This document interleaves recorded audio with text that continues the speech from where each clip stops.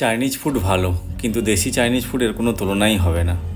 আর দেশি Chinese food বলতে যেটা বুঝি তা হলো চিলি পনির।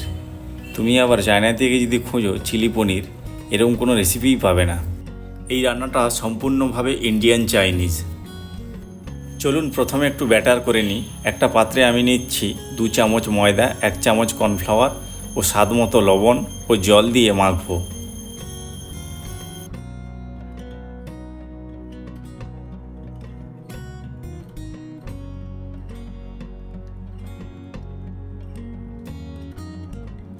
আপনারা এর স্ট্রাকচারটা ঠিক এই রকমই রাখবেন।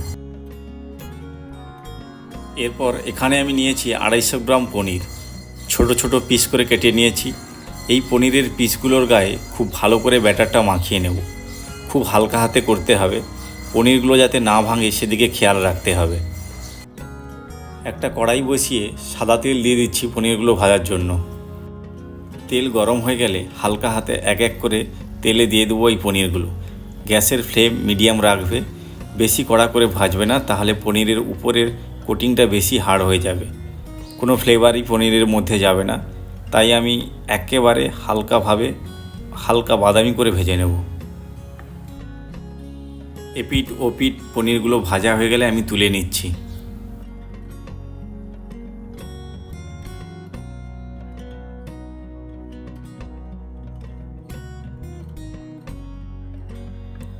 একই রকমভাবে বাকি পনিরগুলোও ভেজে নিচ্ছি আমি।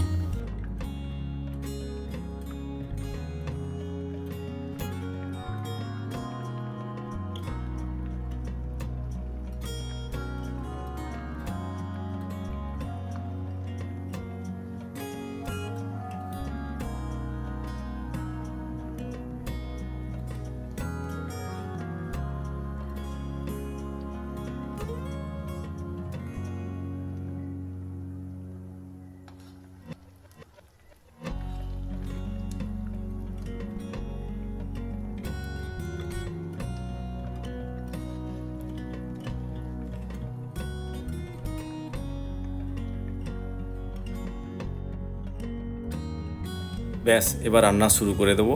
ওই একই কড়াইতে অল্প তেল দিয়ে, তেল গরম হয়ে গেলে রসুন কুচি এবং আদা কুচি দিয়ে দেবো। আদা ও রসুন কুচি দেওয়ার পরে আমি এগুলোকে 30 সেকেন্ড ভাজব। এখন দিয়ে দিচ্ছি পেঁয়াজ কুচি।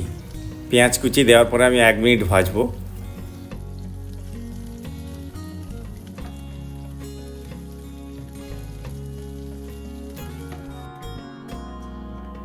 এখন দিচ্ছি কুচিয়ে রাখা ক্যাপসিকাম, এটাকে দিয়েও আমি 1 মিনিট ভাজবো।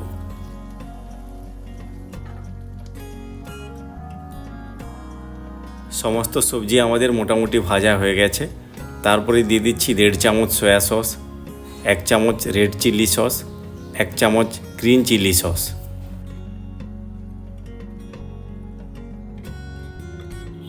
ব্যাস, আর কিছুই না। সব সস দেওয়ার পরে আমি 1 মিনিট হালকা আঁচে ভাজবো। এরপর সব সসকে একসঙ্গে মিক্স করার জন্য একটা বাটিতে 1 চামচ কর্নফ্লাওয়ার অল্প একটু জল দিয়ে গুলিয়ে দিয়ে দেবো। এটা দেওয়ার পরে 1 মিনিট হালকা আঁচে রাখবো।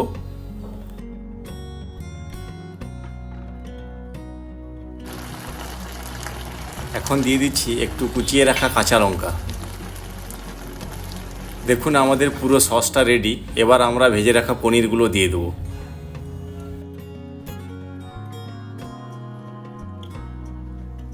পনির দেওয়ার পরে 1 মিনিট হালকাভাবে এপিট ওপিট করে ভাজবে বা টস করে নেবে। নিলেই রেডি চিলি পনির। খুব সহজেই এটা আপনারা বাড়িতে বানিয়ে ফেলতে পারবেন।